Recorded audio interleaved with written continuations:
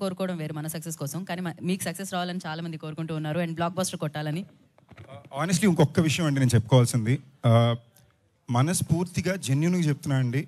Just 1 second అండి, 1 second గురుగారు, sorry. నేను జెన్యున్గా చెప్తున్నా అండి, మనస్ఫూర్తిగా.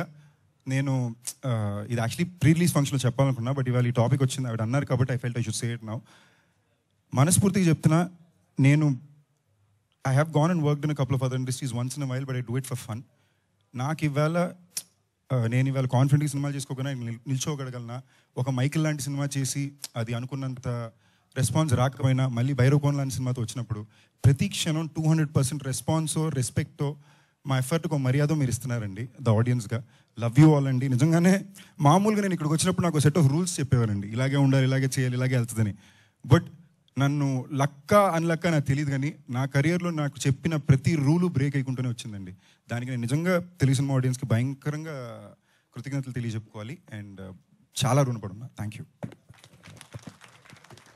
సో థ్యాంక్ యూ సందీప్ గారు, thank you so much. Telugu cinema ఆడియన్సే కాదు, సినిమాని లవ్ చేసే వాళ్ళందరూ మిమ్మల్ని లవ్ చేస్తూ ఉంటారు, ఎందుకంటే మీ ఎఫర్ట్స్ ఎప్పుడు కనిపిస్తూ ఉంటాయి ప్రతి సినిమాలో. And thank you so much. Feb 9th డెఫినెట్గా బ్లాక్ బస్టర్ సౌండ్ మీరు